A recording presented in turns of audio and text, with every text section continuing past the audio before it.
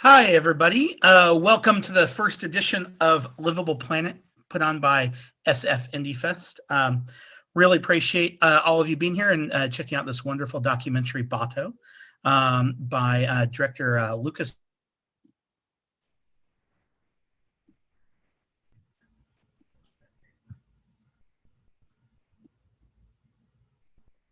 Edition of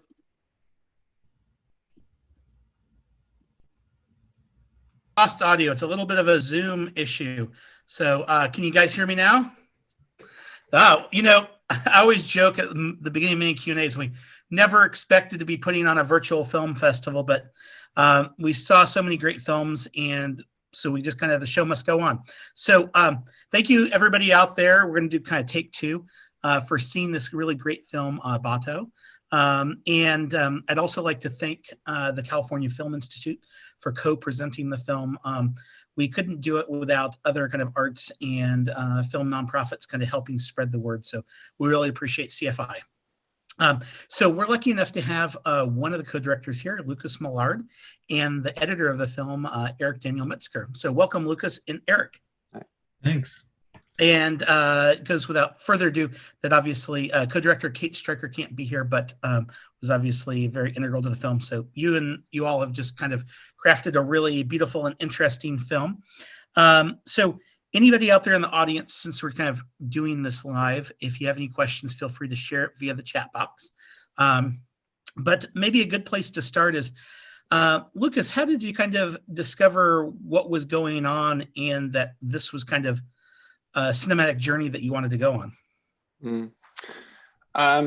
Yeah, I mean, the story for me started in the 90s when I first visited Nepal. And at that time I was a student in college, lucky enough to be part of a college abroad, full term, was there for 2 semesters. And during that trip, I did a research project. I was studying anthropology. I'll try to keep this somewhat of a tight story, but revisiting over the years, I got a chance to revisit it a few times over the years, and seeing the changes in this area that I did some of my early research. I just felt that being in Nepal always left me with a feeling of kind of serendipity, where the technology really hasn't caught up that we're all used to in the West. And you have this feeling of somewhat being further back in time, or that time has slowed down in a way. And it just made such a huge impression on me. And seeing that this infrastructure was coming in and things were changing rapidly and continue to, around the globe. It's a story that I think has echoes throughout the world. It just stuck to my heart, and I felt, I wish I knew what that thing was inside. It said, you have to go do this, but somehow it stuck in there and I couldn't let it go. And so, I kept my nose to the grindstone, so to speak, and just churned it out until to make it happen. And that's the long and short of it. Yeah.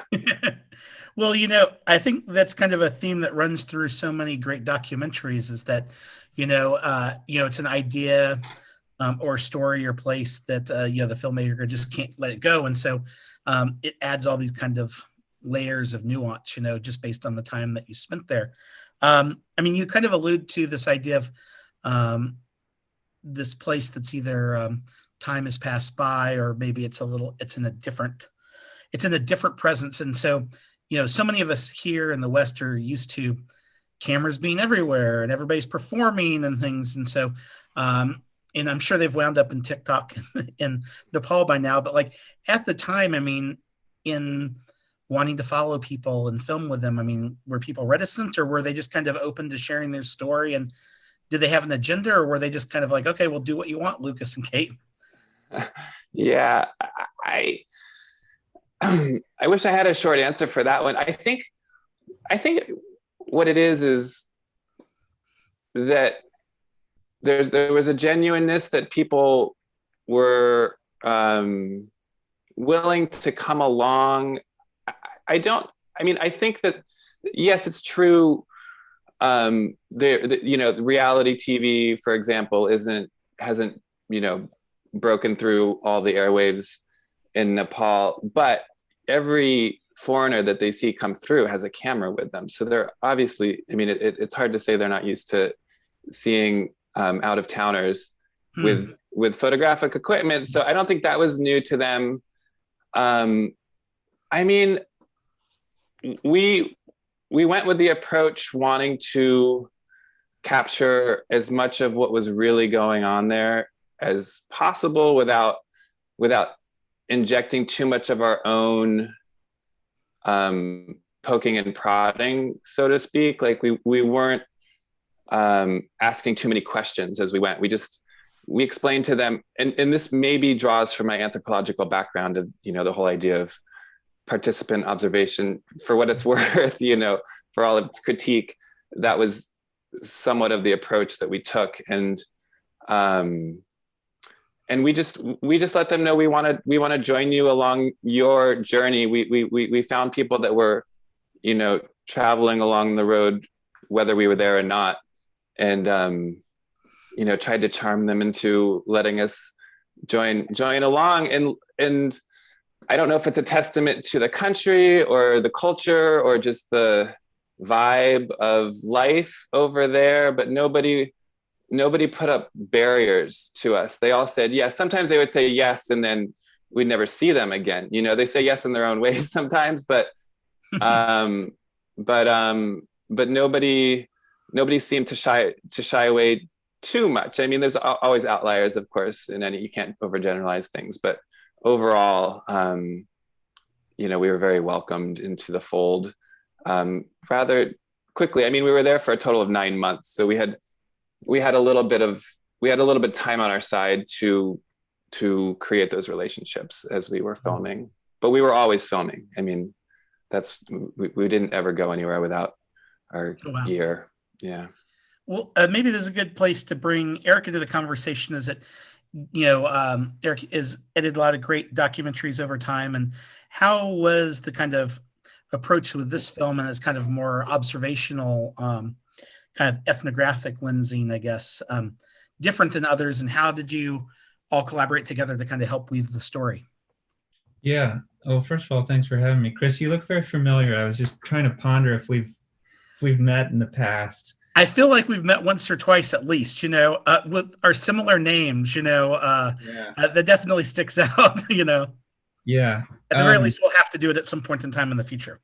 Yeah. And you guys are both San Francisco natives. I want to let everybody know. Oh, I'm not native. I would, Well, yeah, I can't say native. Sorry, uh, living Based in the Bay Area, and we let based. our Yeah. cinematic roots go strong. yeah. Well, I didn't know Lucas and Kate before this, but we have some mutual friends, and they got in contact and they showed me just a beautiful assembly cut of what they were working on, and um, I just felt like it was a really, really rare and special look at a culture that is disappearing. And so many of the films in the West, sort of and for and by the West, have an assumption that life has always been this way and this complicated and this confusing. And I just found their footage really important in its simplicity. Like, I immediately thought, this is the kind of film I want my children to see, and I want people in the West to see, because it wasn't always like this, the way things are now. There was a simpler way of being, where everyday life, the pursuits of everyday life, were really about the things you see in the film, you know, survival and connection with the land, and this this usefulness in a way, you know. And so I was really, really hooked by the cinematography as well. I mean, as a sometime editor, it's a real joy to edit with such beautiful cinematography. And then, speaking to them, we just talked about which stories to use. There are a few other stories that they followed, so we I think we whittled down the characters a little bit. And I love that they really wanted to maintain this very gentle, observational, not information heavy, not issue heavy, but really in the pocket with this family. It's a rare thing to get to work on a film that is allowed to breathe and doesn't come on with such an informational heavy hand. It's you know it's more experiential in a kind of Terrence Malick way. You get pulled into this sort of poetry, the being there. It's not riding on huge twists and turns. It's just an experience. So it was a real joy to cut, and I'm just really happy with the film. Really happy with it. Oh, you guys did a great job. I think one of the things that attracted us about the film is, like many of the films that we try to program in Livable Plan, is that so often when people think of environmental films or green films, they kind of think of, unfortunately, films with an agenda. And often these are agendas that I think many people agree with, but that doesn't necessarily make for the most enjoyable film watching, And I think that kind of the immersive aspect of the film, but also just this idea that with a lot of the films that we programmed, we wanted to kind of show that, like, we all share this big planet, but like we also all choose different ways to live,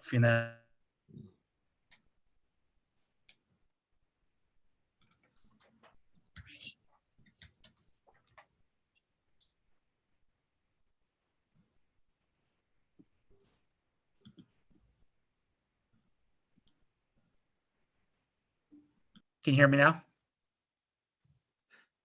Yes. Okay. So don't you have to love the Zoom world? I think one of the things that we tried to do with a lot of the films that we programmed as a festival is that, not everybody lives.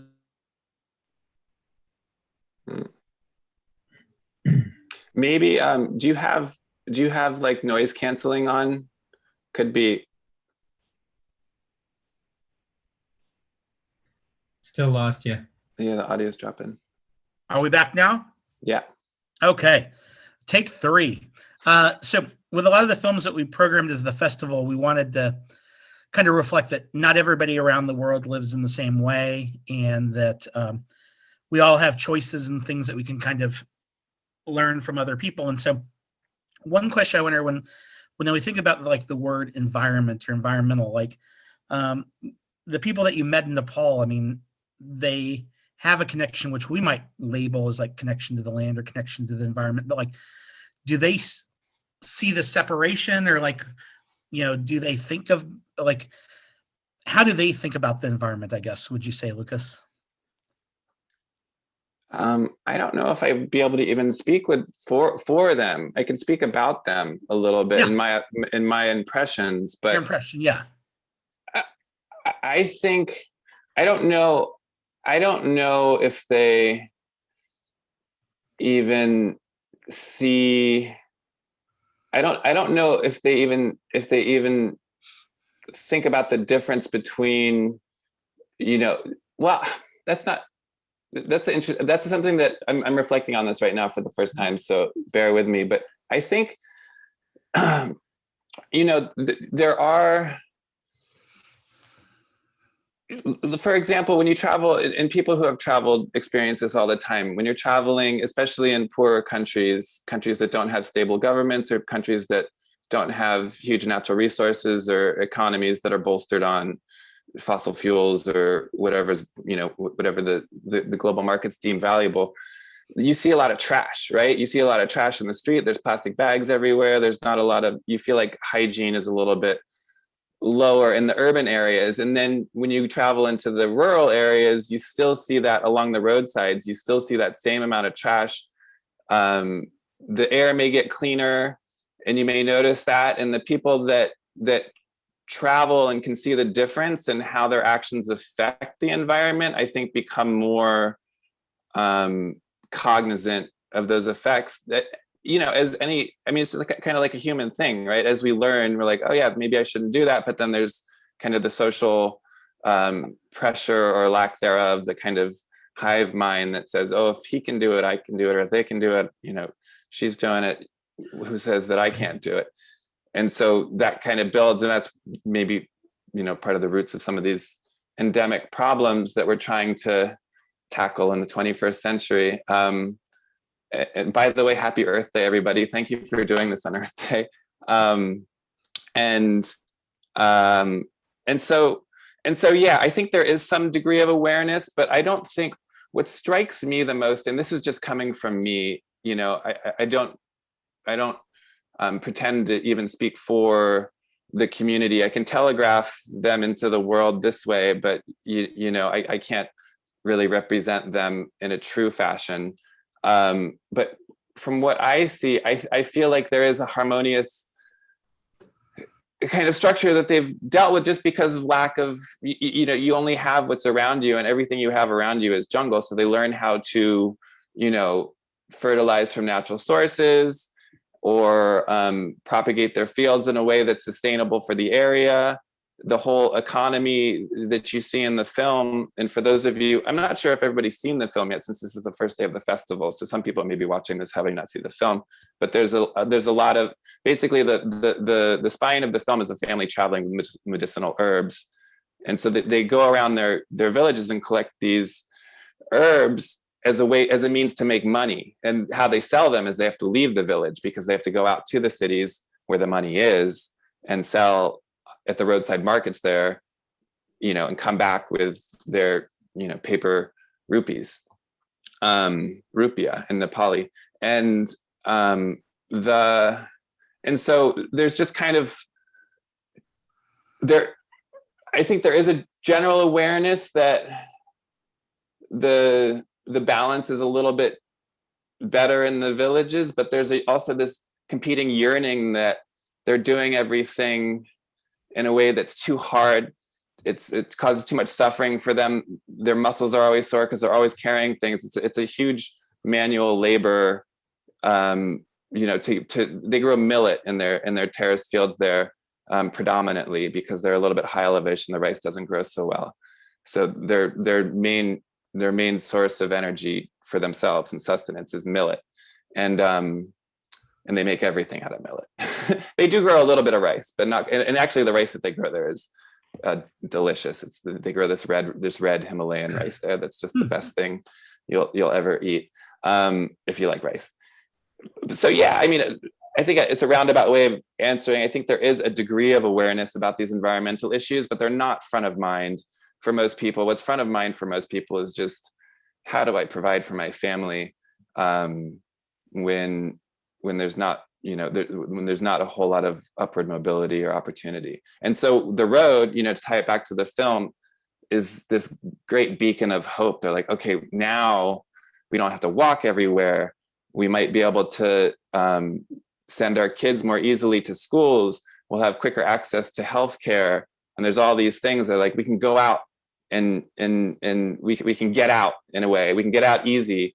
And I think what's lost in some of this, like, excitement about these developments is that road is also bringing things in. It's always a two-way thing. And I think that kind of paradigm is where once the road is complete, which is not yet, but that's going to be that's where the next kind of conflict is. It's not great, we can get out and things are a little better now for us. It's like, well, what's coming in, and who's next? Who's coming in, and what interests are those people representing as they come through?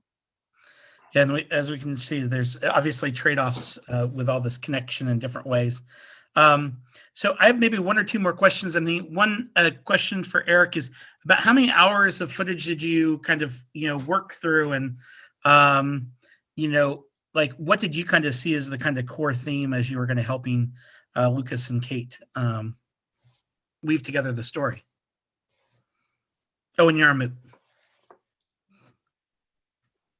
Lucas will have to answer that number of footage. What is that? What was it, Lucas? What did you shoot? I never got a complete estimate, but it's somewhere in the neighborhood of 200. It's not too extent, not crazy, but it was a lot. Yeah. Yeah, and I didn't look through all the 200. No, you didn't. I luckily came on in a stage where they'd weeded out the gold. Um, I mean, thematically,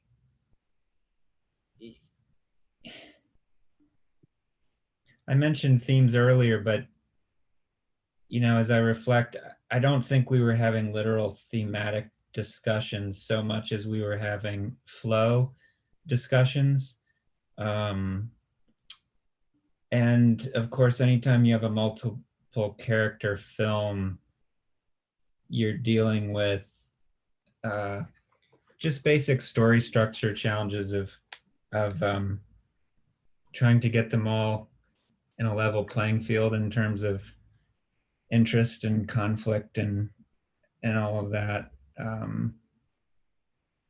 And then there's just basic understanding of who's going where and what does everybody want. So you have to just work out the basics with what little we had to work with. And I mean that in a good way in terms of that, we weren't going to throw text cards on the screen every 5 seconds to explain everything's going on. So you have to lift it out of dialogue, which is very natural dialogue. There are things that occasionally you wish they'd say, but they would never say in their real life because they're so in it, right? So they're not going to suddenly stop and explain to someone their entire mission of, what their lives are about. So it was flow, feel, pacing, rhythm, music. Um, uh, yeah, that's what I remember. Lucas, does that sound right? Yeah, and I think what I love that you brought to the table, Eric, was that we had so many scenes that we absolutely loved, and we wanted to keep everything, of course. And like any good editor, Eric laid the cards on the table and said, you're gonna have to compromise, guys. And I think what Eric was so good at was saying, well, this scene, like showing us, not just telling us, but showing us how like this scene is actually the same. It's the same emotional beat, and it's pretty much almost all of the same visual information. And you can't have, you can't, you're the, I think the pace and the rhythm was definitely something that we were needing the most help with, and that kind of experience that Eric has, and his just kind of sympathetic viewpoint to the whole thing, and really listening and understanding what we were trying to do with the film. I think all those things and more. I mean, I couldn't say, I won't say too many more great things about Eric until not on tape at least. But no, I'm just kidding. No, yeah, I think that's it. I mean, themes, I think we had themes in our head. We knew, this was kind of a tradition versus modernity story. And we didn't really have to hammer that. We didn't have to really bring that out. It was just there, So, and Eric really gave us the confidence to say, like, okay, you can get this without over explaining. It's almost, like you're saying in the beginning, it's nice to have it's nice to hear a response that says it's somewhat of an open-ended, unbiased film. I mean, it's impossible to be completely unbiased. Of course, we have our opinions, and we made it in a certain style in order to appeal to a certain aesthetic, and also to kind of, resonate with a certain viewpoint. But you can see both sides of the coin a little, to a degree. So, yeah, most definitely. And which I guess does lead me to the other question that's kind of been bouncing around my head, is that, so have the folks in the community had a chance to see the film, and what was their response? I mean, yes, the answer is yes, they have. They played at the Kathmandu International Mountain Film Festival in December. And as part of that, we reached out to some of the folks, the locals who helped with our film, that are from that village. A lot of them live in Kathmandu now. So we said, okay, it's playing in Kathmandu in Nepal finally. We want to, I mean, originally we didn't expect COVID to happen. We expected that we may be able to join a screening tour back in the village and bring the film back, so to speak. But we did get to send it. And so a dear friend and somebody who helped a lot with production and coordinating a lot of the details, and somebody who comes from a line of lamas in his village, and is actually a very talented, multi-talented person. He's a singer, and which is kind of his career as that has kind of blossomed since the film was made. But again, too many asides. We sent it with him, and he took it to the village to screen. And the village has a school now. They're actually partially electric. There's a small a small hydroelectric, very small, I think just a kilowatt or two, like a very small local power source there now. And they have a projector at the school, so they have a limited amount of power. And they were able to screen it 3 times in the village. So hopefully everybody who wanted to see it was able to. I don't know, I wasn't there. It's hard to gauge all the reactions. The reactions were positive. We didn't hear anything negative. One of the translators told us that he was so happy that we captured his mother in the film, the woman harvesting potatoes in one of the scenes. It's kind of a lyrical scene where you're reminiscing on whether the road will ever actually arrive. And we have this montage of kind of village shots, and there's a woman harvesting potato with a hoe, and he's like, I had no idea at the time we were shooting. He's like, that's my mother. I'm so happy. And she was so happy. And it just kind of, just to hear that it made his day that they were up there on screen. I think overall, the reaction is positive, although as we all are during this pandemic, that human connection, especially when we're thousands of miles apart and have no idea what the actual reaction was. But yeah, I'm so happy they were finally able to see it. Yeah. So that's the story of that. Yeah.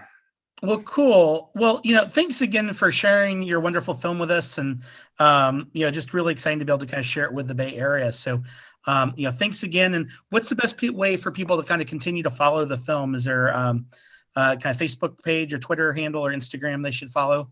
Yeah, we have Instagram and we have Facebook. Everything's, if you just want to go to our website, you can connect with everything there. There's even a way to send us emails through our website at baatofilm.com. Yeah. Very cool. So, well, everybody out there has seen the film. Let people know about this wonderful film you saw as part of Livable Planet, and the film will continue to kind of spread around in some great ways. And we'll look forward to seeing the next films that you create, Lucas and Eric. Thank you, Chris. Appreciate it. Thanks so much. Yeah, and thank you for Livable Planet and Safindi. Really appreciate it. Most definitely. Have a great day, guys. You too. Take care. Ciao.